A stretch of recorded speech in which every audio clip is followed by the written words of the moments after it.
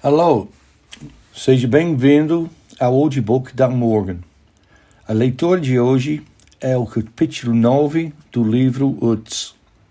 Mas antes de começarmos esta leitura, eu vou pedir para que você se inscreva no canal e ative o sininho das notificações.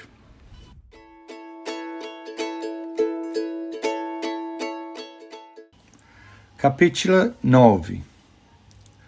The Rabbi Low had been the undisputed leader of Prague Jewry in the reign of the Emperor Rudolf. Never again would the Jews of Middle Europe enjoy such esteem and privilege. He entertained princes and ambassadors, and was entertained by his sovereign in the Rajdin. Many of his writings, among them the homily on the hardening of Pharaoh's heart, were absorbed into the teachings of the Hasidism. Like any other Kabbalist, he believed that every event, past, present, and future, was already written down in the Torah. After his death, the rabbi was inevitably credited with supernatural powers. There are tales, none dating from his lifetime, of how, with an abracadabra, he moved a castle from the Bohemian countryside to the Prague ghetto, or told the emperor to his face that his real father was a Jew, or trounced the mad Jesuit, Father Thaddeus, and proved the Jews were innocent of blood guilt, or fashioned Yossel the Golem from the gluttonous mud of the river Vltav. All Golem legends derive from an ancient Jewish belief that any righteous man could create the world by repeating, in an order prescribed by the Kabbalah, the letters of the secret name of God. Golem meant unformed or uncreated in Hebrew.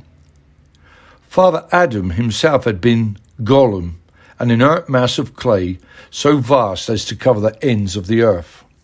That is, until Yahweh shrunk him to human scale and breathed into his mouth the power of speech.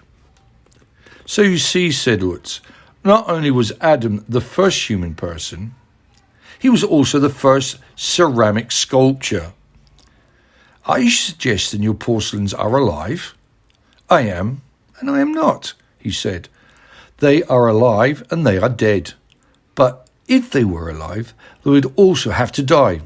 Is it not? If you say so. Good, so I say it. Good, I said. Go on about golems then. One of Utz's favourite golem stories was a medieval text discovered by Gershom Scholem, wherein it was written that Jesus Christ, like our friend J.J. Candler, used to make model birds from clay, which, once he had uttered the sacred formula, would sing, flap their wings, and fly. A second story, oh, what a Jewish story? Second story, oh, what a Jewish story, told of two hungry rabbis who, having fashioned the figure of a calf, brought it to life, and then cut its throat and ate veal for supper. As for making a golem, a recipe in the Sefer Yetzirah, or Book of Creation, called for a quantity of untouched mountain soil. This was to be kneaded with fresh spring water, and from it a human image formed. The maker was required to recite over each of the image's limbs the appropriate alphabetical combination. He then walked around it clockwise a number of times, whereupon the golem stood and lived. Where he had to reverse the direction, the creature would revert to clay. None of the earlier sources say whether or not a golem could speak, but the automaton did have the gift of memory and would obey orders mechanically, without reflection, providing these were given at regular intervals. If not, the golem might run amok. Golems also gained in stature, inch by inch, every day, yearning, it would seem, to attain the gigantic size of the cosmic atom, and so crush their creators and overwhelm the world.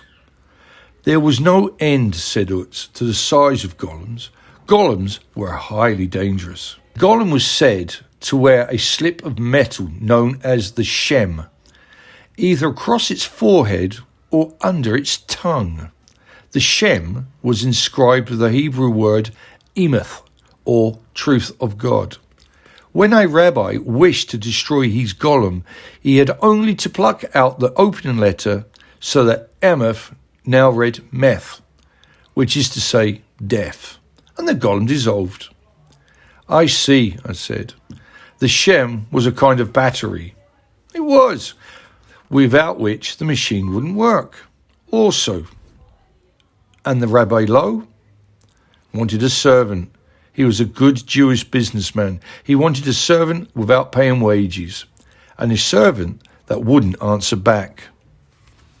Se você gostou desta leitura, curta esse vídeo e deixe os seus comentários abaixo.